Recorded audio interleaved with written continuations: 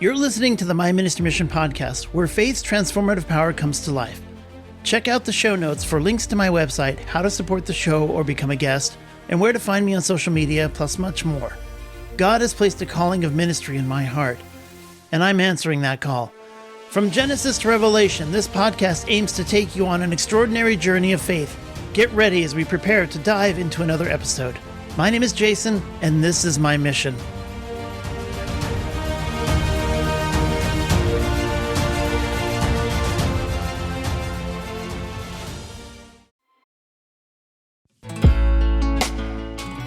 Deepen your knowledge with Bible Gateway Plus.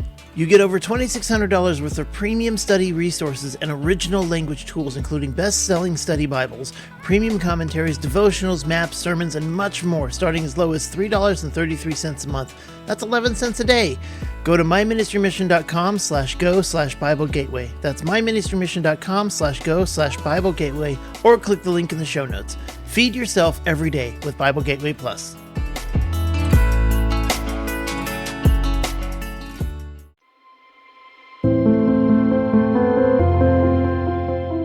Welcome and thank you for listening. My name is Jason and I'm your host.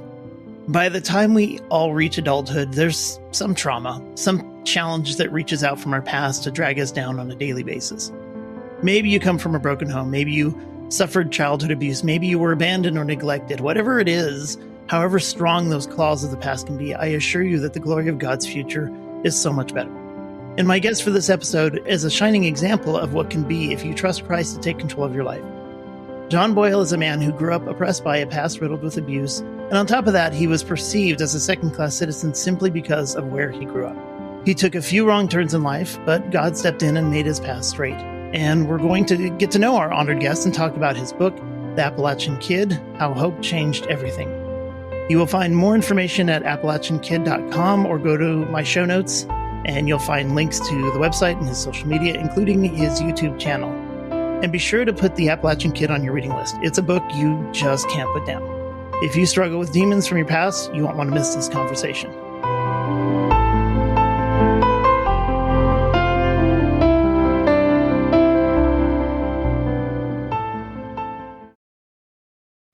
So, welcome, John. I am so thrilled to have you here today.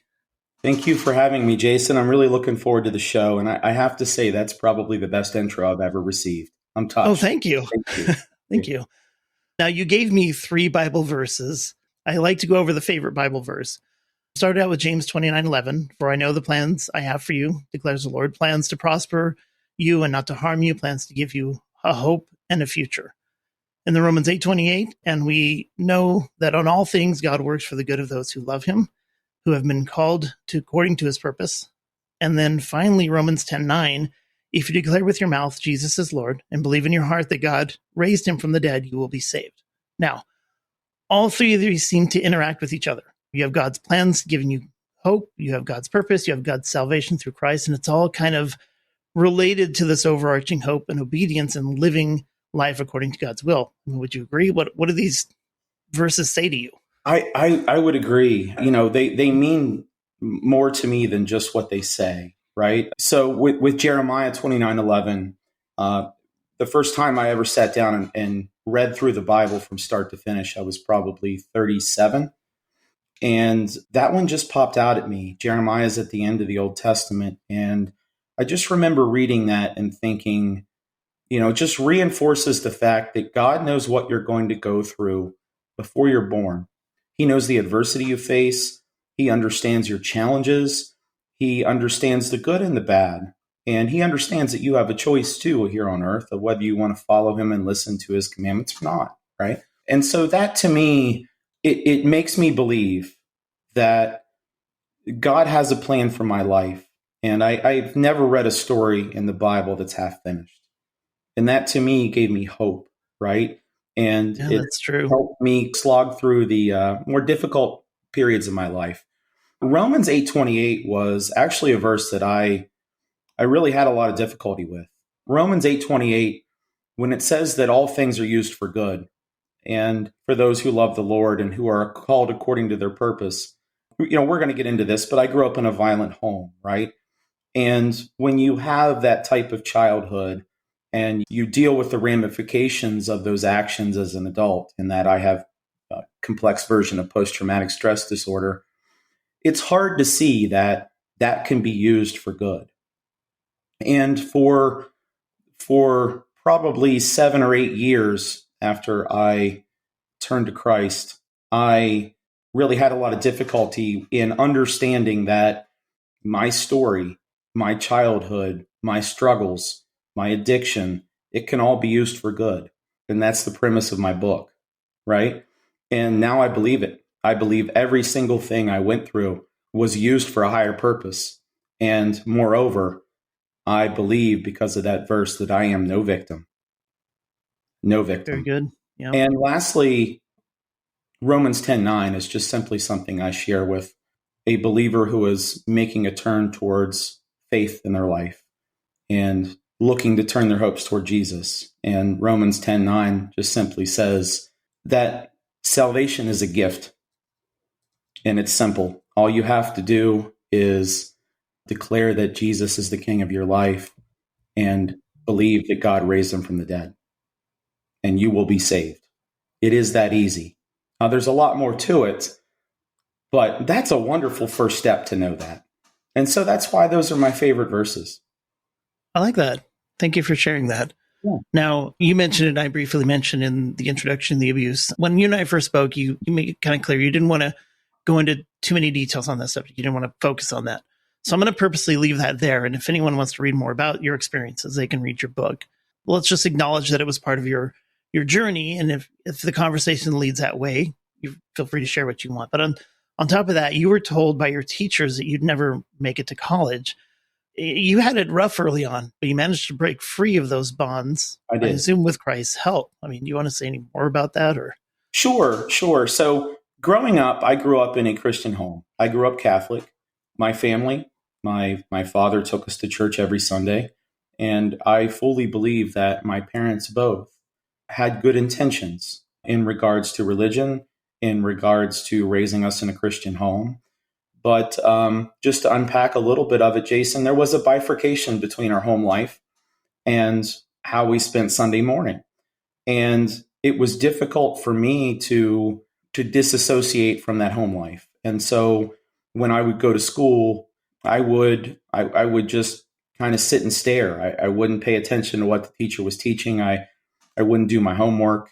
I periodically, just went in and out of having good grades and having bad grades. And many of my teachers perceived it as laziness and that I was a daydreamer.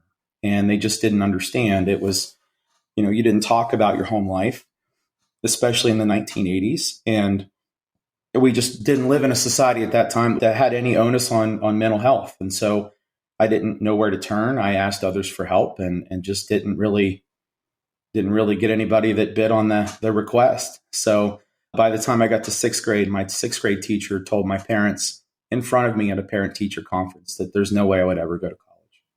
It's terrible. On the cards. And obviously she was wrong. I went to West Virginia University and I went to Harvard Business School, and I did just fine.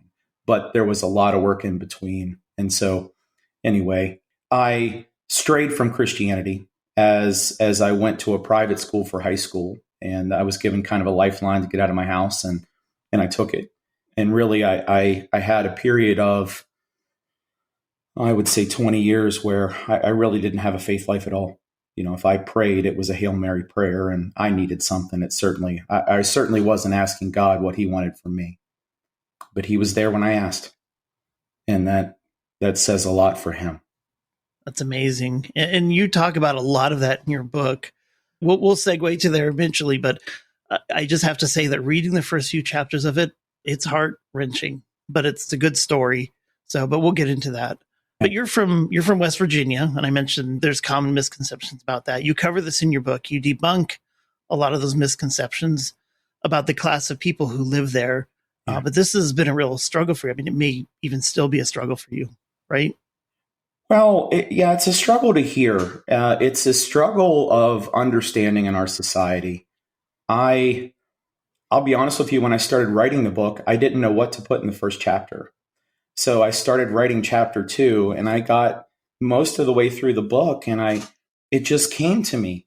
I have to lead with a rant, a mini rant of what it's like to be from West Virginia and how we're perceived by the rest of the country. And it's not that I have a crow to pick or anything, but I think it was important for the reader to understand my environment and where I'm coming from, not only from my home, but where I'm from. And, as a West Virginian, it's common when you go beyond the borders of the state to hear banter about backwardness that is misunderstood by others. And so I don't tell some of the more troubling stories that I've had. I chose to use humor all I could. And because some of my story is heart-wrenching, I try to marry that with as much, things that people can laugh at as I could. And so I share a few stories. One was going to Pitt Stadium. That's the University of Pittsburgh. They used to have an old stadium and by the university, and there was a public announcer at the West Virginia-Pittsburgh game. They're playing right now, by the way, for the 107th time. They're big rivals. And, the public announcer gets on the loudspeaker and he says, there's a tractor parked outside the East Concourse with West Virginia plates, EIEIO, right? And, obviously old McDonald wasn't at the game. It was just meant in good fun. There were other stories like there was a CBS special back in the 1980s. National exposure was far less common. There was a story of the Charles Kuralt show. He had a famous Sunday morning show for decades, and he came to my hometown in 1988 or 1989. I can't remember which one. And we were just kind of portrayed as peasants, desperate peasants clawing for pride. And I even share one where I was in Beverly Hills, California for a conference, and I was in a line with the actor Don Johnson, and I had a T-shirt on, and it just plainly said "Free Coal." Well, apparently having the word coal on a T-shirt is highly offensive to a Californian, and I just would invite Don to toughen up and try being us, right? And that's just that's just kind of what it is. But I'll say this about the citizens of West Virginia, and I can't say enough kind words about them. They are people that would truly give you the shirt off their back. If you have a flat tire there are multiple people that pull over. I live in South Carolina outside Charleston, and I've never seen anybody pull over for a flat tire for anyone. It's just a free-for-all to get where you want to get in your own personal life. So sorry, I don't mean to digress on the nuances of being a West Virginian, but it's a very interesting place, and it's got a rich history.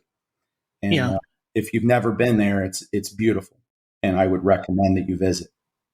Yeah, and I'll say I learned some things about the state. I mean, you're very meticulous in the details. You wrote that West Virginia was the only state to reside completely within the borders of the Appalachian region. It's the only state to be, as you put it, carved out of another state in 1863 by popular vote to become the 35th state. And this happened because the interests of the people, the good people of West Virginia, didn't align to Virginia's interests with the Confederate. So they bailed. So, I mean, that's just some of the fun facts. There's a lot more in there. And as you go through the book, you do provide a lot of detail about a lot of different subjects. How fun was it learning all about the state and telling the story of West Virginia? I had a lot of fun talking about my home state and sharing it with others. And I really believe that most people in the country have no idea what the history is of the state. And it's a small place, 1.8 million inhabitants. It's 161 years old. And, oddly, my findings, my experience throughout the United States is the vast majority of people have no idea it's a different state than Virginia. And most times when I tell people, Jason, that I'm from West Virginia, they'll say, oh, my aunt lives in Richmond. And I'll say, well, that's, Richmond is the capital of Virginia, but I live in the state beside it. So I'm really happy for your aunt, but I have no idea what that has to do with me. Right. Right. So that's just part of it. But, I think a lot of the history of West Virginia comes from the fact that it was an agrarian society until around 1850.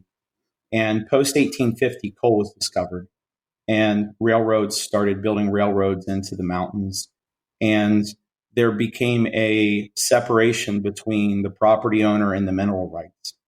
And there has been an ongoing battle since the 1850s and 60s until present day between the owners of the mineral rights and the owners of the surface.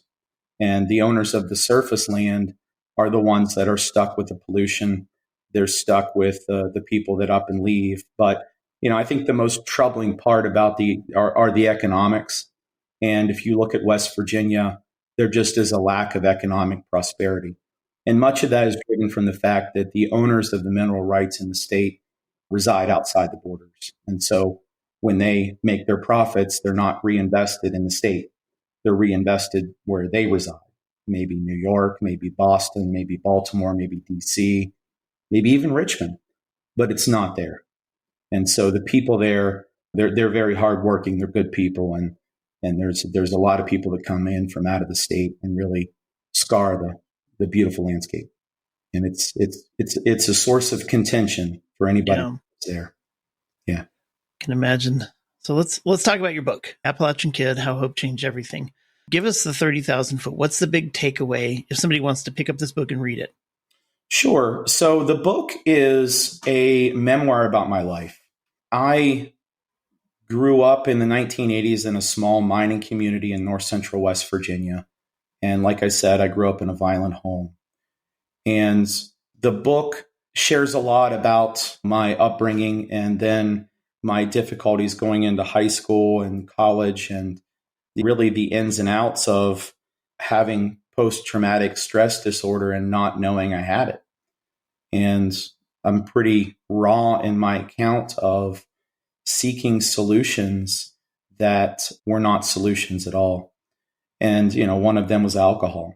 And over the years, I was someone who used alcohol to function. It covered up my symptoms of PTSD. And the more troubling symptoms have been insomnia, flashbacks, nightmares, broken fight or flight response. I'll out of nowhere on a nice Sunday afternoon, I'll feel internally like a bomb threat was called in.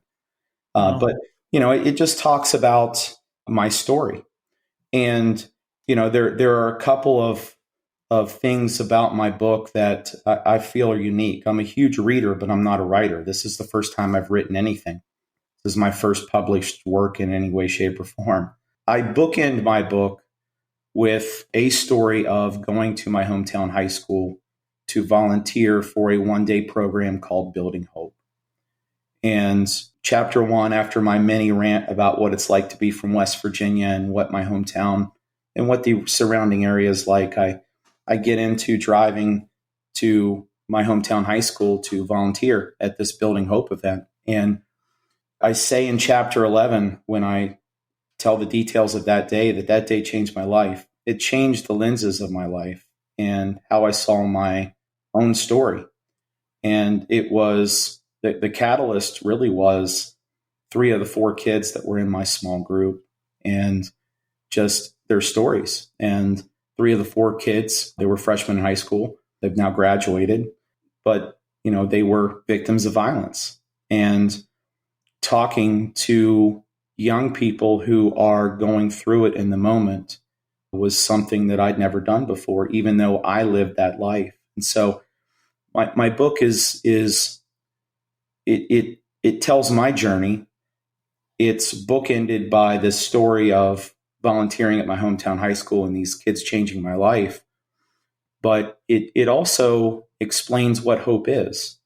And when the reader gets to the end, they realize that I say my life is a miracle. And it really is. And I tell all through the book what the miracle is, but I just don't say it.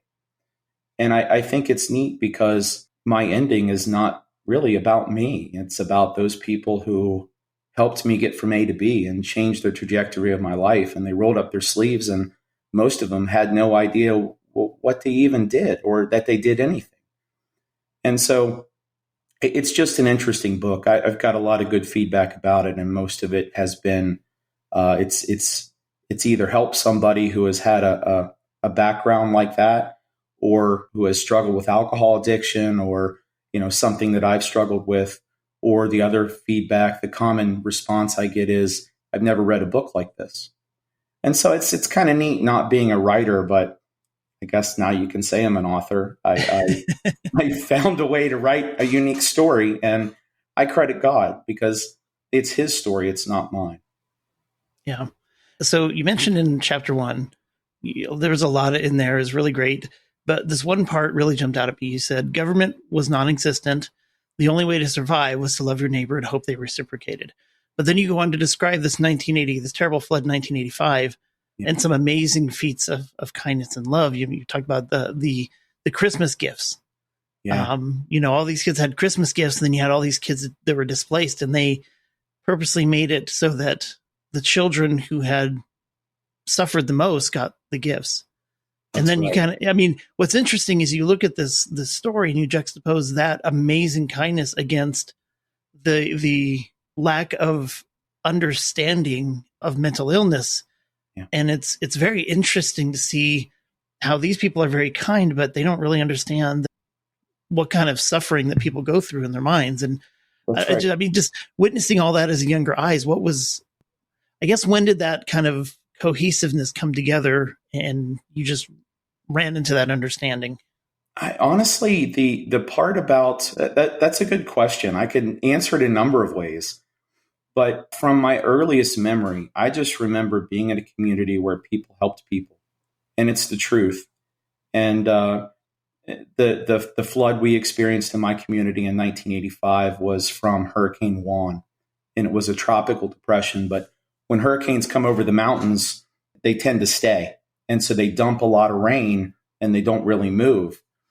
And because it's a poor community, because it's in the middle of nowhere, because we're not in the age of information at that time, it was not like you would see a Hurricane Katrina when it wiped out New Orleans. Not that I'm comparing New Orleans to Kingwood, West Virginia, but you did see the government step in. You saw white FEMA trailers, you saw relocations, you saw help.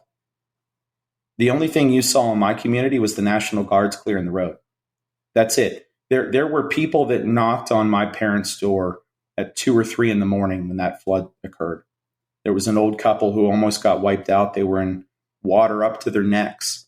And my parents lived up on a mountain, and they knew that, and they came up and they stayed with us for months. And everyone in my community had someone living with them. And I didn't hear a word about it. No one was complaining that they had people with them, or no one was complaining that they lost their house. Everyone just worked together to rebuild the community. And that speaks volumes for the people that I grew up with. But at the same time, Jason, there's this parallel of you're in a hard-nosed place, right? And when you talk about coal miners, I would not want to run into a coal miner in a dark alley if it was an adversary. Because you have to think about the nature of what they're doing. They're going underground every day. And so you kiss your family goodbye, and you honestly don't know if you're coming back. My family, generations of my family were coal miners. There were many of my great uncles who died in roof fall accidents, or maybe made it halfway on the train ride to the hospital. It's a hard life. And because of that, these people are tough. And so it's just, the complaining's not in their DNA. It's just, if you live in a tough household or you've had to deal with some adversity, okay, brush it off, get up and move on. And it's not that they don't have a heart, they don't understand. And that's okay, right? Because their heart's in the right place. They just don't know. Yeah, understood. Yeah. I think the most astounding thing, and you mentioned it earlier, is, you've even written in your book, I am no victim. You said everything that has happened has been for a higher purpose. Yes, sir. And it's amazing to see you to live that out. Somebody listening to this is in similar circumstances or is in a hardship. What encouragement can you offer them? Well, I would say this, Jason. If you're a follower of Jesus Christ and you're listening to this story right now, you are no victim, right? And you may not understand it to the degree that I now do. I had to live through the difficulties and get to the other end to be able to see this the way I have. And I believe that my calling in life is to share my story to help others get to the other side. And that really is I'm not a prideful person, but that is something that motivates me every day to do. I believe if you are knocked down, you just get up and fight, and you don't accept your circumstances, because what is going to happen to you if you give it credibility and you stay mired in difficulty? Yeah. Probably not very much. Yeah, right. If you don't get up, you don't move. You don't move forward. Yeah. And if you get up and fight, Jason, I've said this a number of different ways, but if you get up and fight, anybody who's come from a rough area, kind of like me, knows that it's always good to have someone watching your back, right? Yes. Who better to watch your back than the Lord God, right? Right. And it says in Isaiah 49 that if you put your faith in him, you won't be disappointed. And I believe God's promises, and I believe them to be true, and I've seen it lived out in my life. Yeah, absolutely. I mean, we there's so many stories of things just didn't go perfectly in the Bible. You've got the wrestling with God and getting a limp. You've got Paul's thorn in his side. We're not going to live a perfect life, and God never promised that. What he promises is spiritual protection. And if you just keep getting back up, you deny the enemy his satisfaction. That's right. Job, Job is a whole book of that. You just get knocked down, you just get back up, and eventually you'll get your reward. It maybe this life, maybe in the afterlife, the next life, but you'll get it. Yes. Let's talk a little bit about your faith journey. Actually, before we do that, a little side note: in the end of chapter 2, you mentioned that you took a 23andMe DNA test, and it couldn't compute your genetic profile. I mean, that just astounds me. That's right. That's right. I share with the reader that my ancestors are from all over. My great grandmother was Japanese. My other great grandmother was from Wales, and part of my family's from Ireland, Northern Ireland, and the other part from Germany, I believe. But I didn't know what my ancestry really was until I wrote that chapter. That was interesting. Yeah. Oh, have you tried Ancestry or any other platform, or you just kind of gave up? No, I just haven't had time, Jason. I wrote the book, and now I'm doing these, and I just haven't got to get into the details. Fair enough. I just found that was so amusing to me. I'm like, wow, that's a melting pot right there. Oh yeah, and it's fine. So on your faith journey, are there any important highlights that led to you becoming the man of faith you are today? Anything? I mean, you talk about a lot of it in the book, but I mean, is there a significant moment that really stands out for you? Oh, absolutely. And I write about it in chapter 9. So when I was a college student, I began to realize that something was wrong. When I was in high school, I kind of thought something was wrong. But when I say something was wrong, it was all symptoms of PTSD, right? And so I found out early in college that if I drank alcohol, it covered up those symptoms, and it allowed me to function. It allowed me to sleep, if you could call a blackness, pass out sleep. But I at least was having rest with no nightmares. And so I continued that bad habit on of painting over rust into my mid-30s. And I started to turn sheet white, and I didn't know why. And so I went to the doctor, and the doctor told me that my liver was processing alcohol, and it wasn't processing the vitamins that I was consuming. And so I was malnourished, and I couldn't keep food down. I looked awful. My eyes were bloodshot, and I was sheet white, and I started to realize that I needed to quit drinking. And that is when I found out that I was hooked.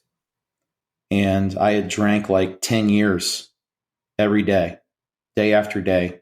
It didn't take a break. And it allowed me to function at a very high level. I was a CEO of a company, and I wasn't someone who was missing work or late or not functioning. I was functioning at a very high level. So when my body began to break down, I started to quit, Jason, and I couldn't. I tried for several weeks, and I couldn't make it past really 7 o'clock in the evening. And I was a single parent at the time, and I had a 11-year-old boy looking at me, and I just kept thinking, if I keep doing this until I die, what's this kid going to do? And I was okay if I wasn't going to inhabit this earth anymore. I was really suffering that much from PTSD, and I didn't even know what I had. I was mixed diagnosed for 10 years, and I was put on all kinds of medication. It didn't help me. And so I kind of gave up with trying to quit. I went out with a friend to a bar on a Saturday night, and at midnight, he asked me, "What's wrong?" And I told him, and he just looked at me and he said, "Why don't you go to church with me tomorrow? Would you do that?" And I was just floored. I wish my first comment was, "Yes, I'll go." But Jason, my first question was, "You go to church?" Yeah. Right. What? Church? We're at a bar. It's midnight. I just had this feeling come over me like, this is your lifeline. And the hairs on my arms stood up, and I knew. And I went to church, and lightning didn't strike me. And I just felt this peace come over me. And I listened to what the pastor said, and it was awesome. And it was just about how God meant for me to live my life. It was like he was talking right to me. And so it wasn't like a light switch. I went back for a few Sundays and eventually stirred up enough strength to make the decision to go to rehab. And I prayed the night before I left. I prayed and I just asked God to take the urges away. I said, "I'm done with this, God. Just help me get over the hump. Take the urges away." Because I had been trying to quit and I couldn't. Those urges, that is every cell in your body telling you it wants alcohol, and your body's anticipating it. And if your pleasure center doesn't get it, it wrecks your world. You sweat, you shake.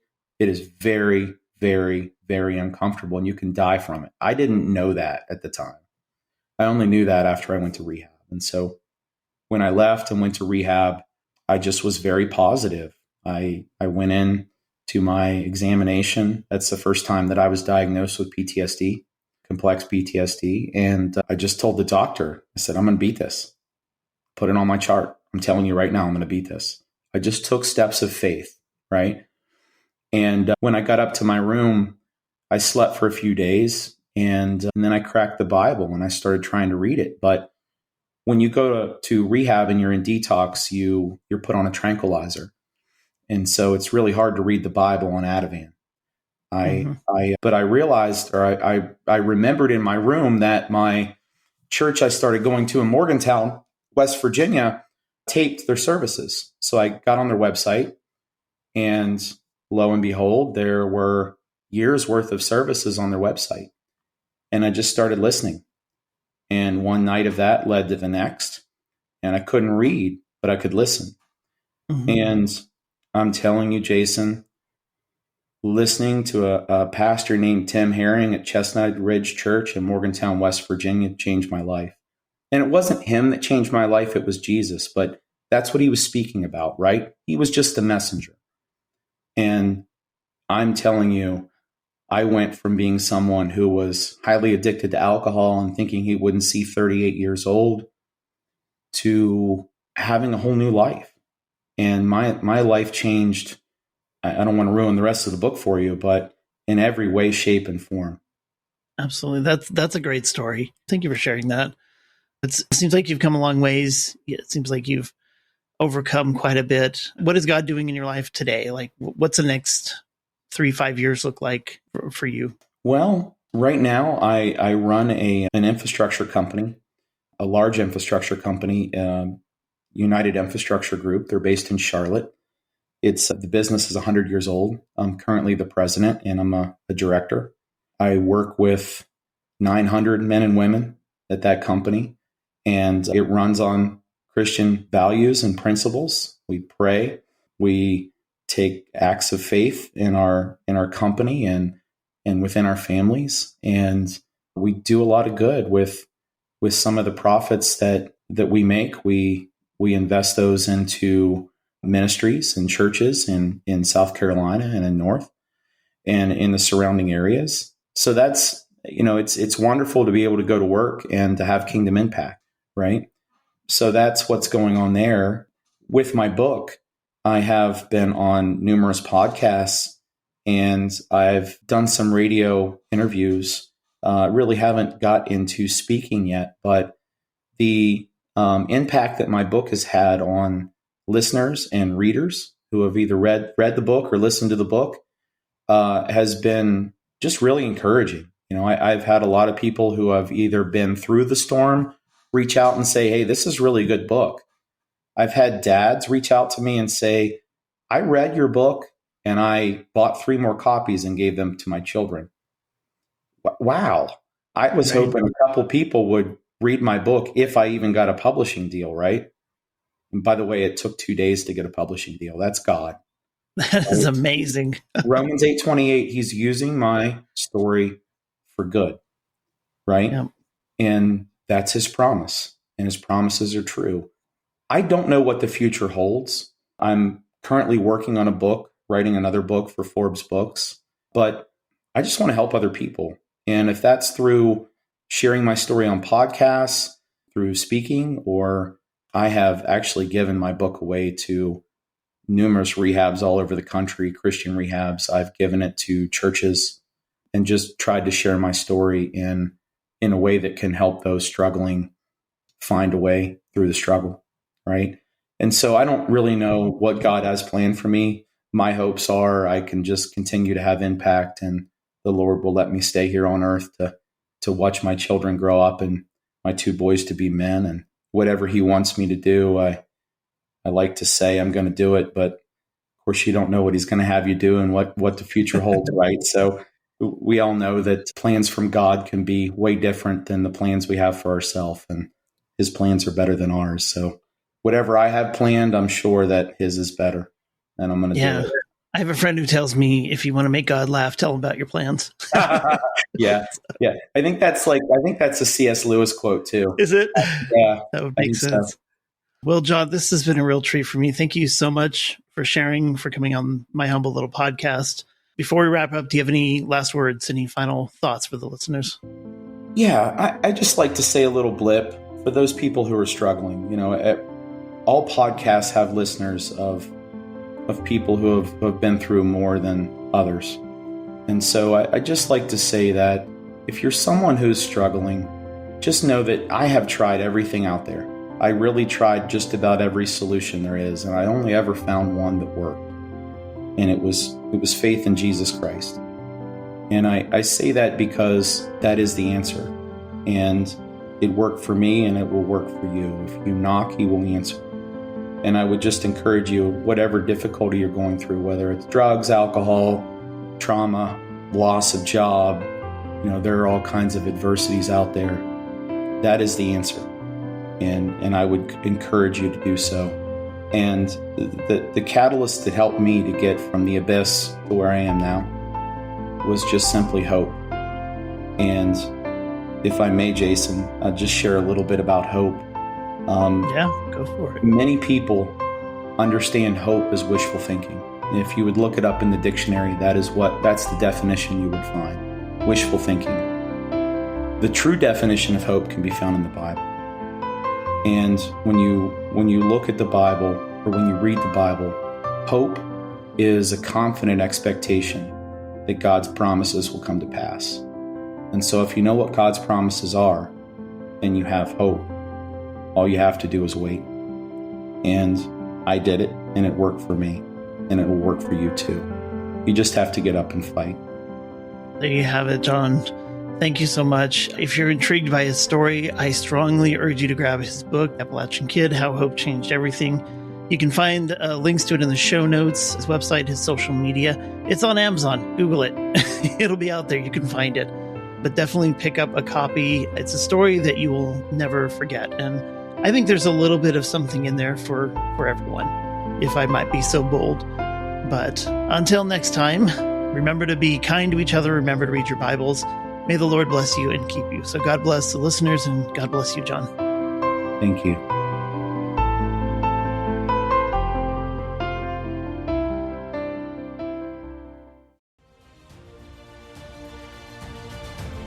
Thank you again for listening to the My Ministry Mission podcast. Please like and subscribe it on your favorite app. Remember to check the show notes for great links, and we'll see you next time.